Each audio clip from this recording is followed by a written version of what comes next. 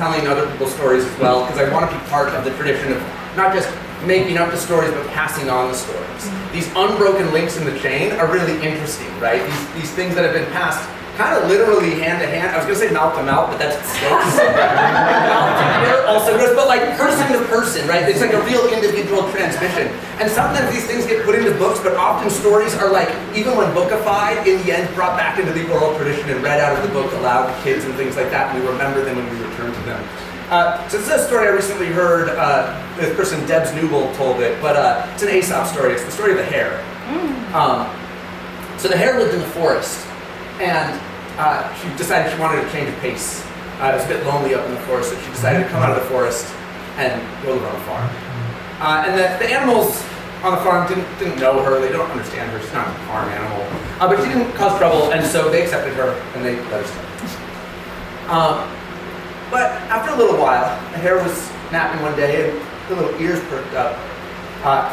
She heard, far away in the forest, she heard the wolves. And with her big ears, she could tell that the wolves had a rabbit on the mind. So she got scared. And so she went up to her friend, the goat. She's like, "Hey, goat, buddy, I'm getting a little nervous because I hear these wolves are coming, and I'm worried they're coming for me. I was hoping that you could protect me. Maybe I could get on your back and you could like climb up somewhere, like cool, and I could jump off and I could like be safe up there." And the goat was like, "I wish I could help you, but my back is actually not that strong. I'm not like a burden animal, and I might hurt myself if I were to do that. I can't. I'm sorry, but you have somebody else who can ask, right?" And the hare is just like, "Yeah, of course."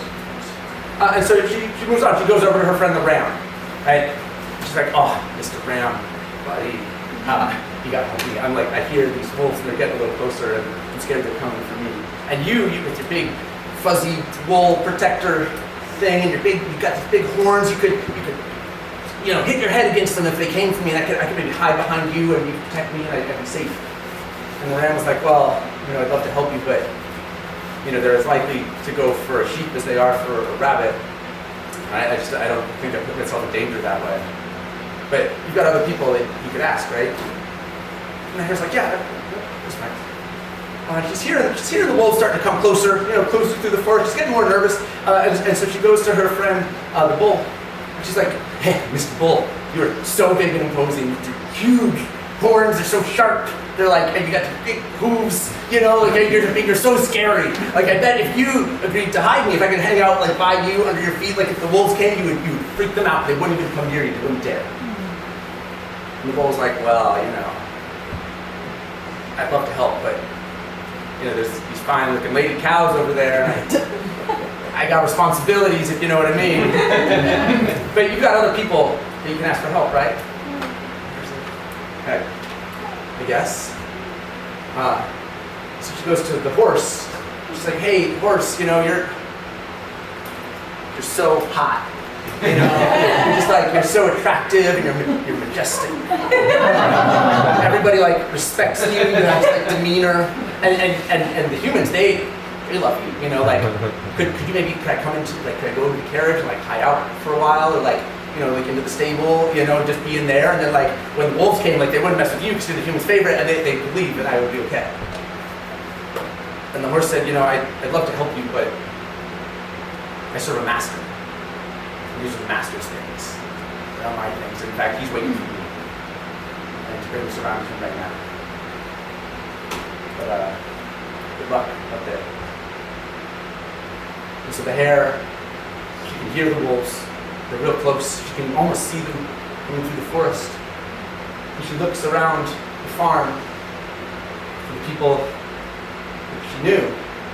And she makes eye contact with the calf. And the calf just shakes her head and turns away because she's thinking, if other older, wiser, stronger, more experienced animals than me can't help, I don't think there's anything I can do. And so the hare's real scared. She starts to get upset.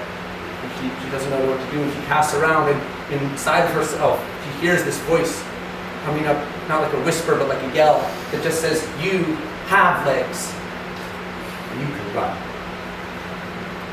And so the hare runs. And that's why the hair is still running. And that's the story of the hair.